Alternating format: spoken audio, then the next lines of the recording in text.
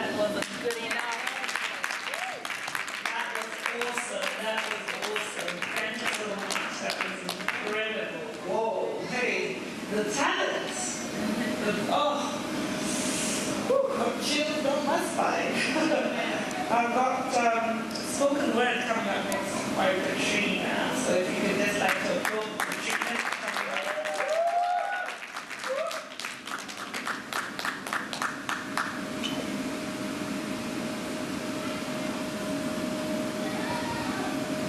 Hallelujah. Amen. Amen. God is good.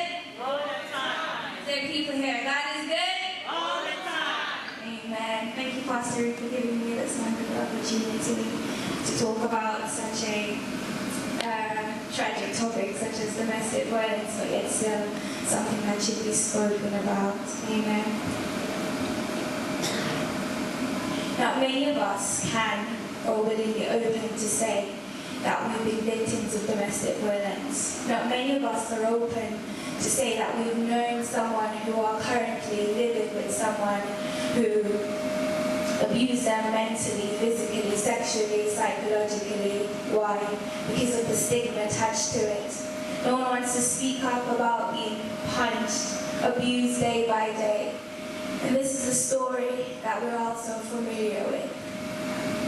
Year after year, beatings after beatings, child after child, a young, beautiful woman, barely 25, stuck in an abusive relationship where she thought that there was no way out, and if there was a way out, that way would be death.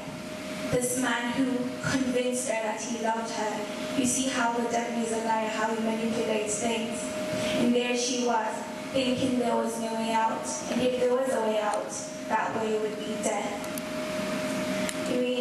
I've heard the stories growing up, but I came across this young woman when I was combing her hair, and she said that, I was going through it and there was a chop in her head, and I said, what happened? And there it was, the man who was supposed to be in love with her and chopped her in her head with a machete while a few months pregnant.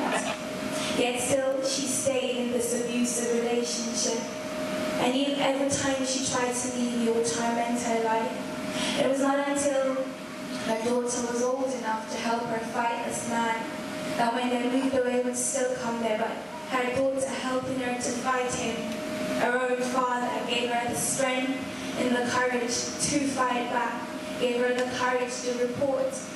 And some people would say, why didn't you complain to your family as well? She had no parents. Some would say, what about her friends? But it was a trend at that time. And all the friends, they too were fighting their own demons. They too were fighting men that were supposed to love them. And you see, her story, like thousands, will never be told. Why? Because of the stigma attached to it. Because they were afraid. Because of bystanders who just stand and do nothing about it. And yet still, her story, like thousands, would have inspired young women like me to never settle for less. To never let a man convince us that we're punching bags.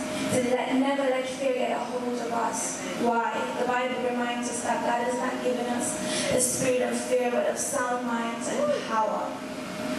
Her story has inspired me and many other young women that we should never settle. Because John 3:16 reminds us that God loves us. And we are worthy yesterday, tomorrow, and will forever be worthy. Christ settled it all for us. A man is supposed to love us as Christ has loved the church. You see, that's a special type of love.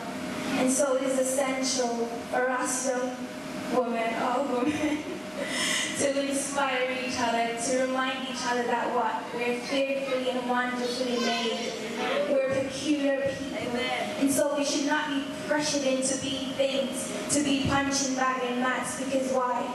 God has made us special. He loves us so much. It never should be settled for less. And this, I say, when you've been through a tough time in your life, don't be afraid. Tell your story and give God the glory. Show others and remind them that God saved you and they too can be saved. For we're not born to be in bondage, but we're born to be free. Remind others of how God took you from the grave to grace, from the pit to the palace. And now your sorrow is your story. And if you're feeling weak, I say this: be strong in the Lord and the power of his might. And whatever you're going through tonight, I also say this: he gives strength to those who are weak, and to those who are low in power, he gives renewed energy.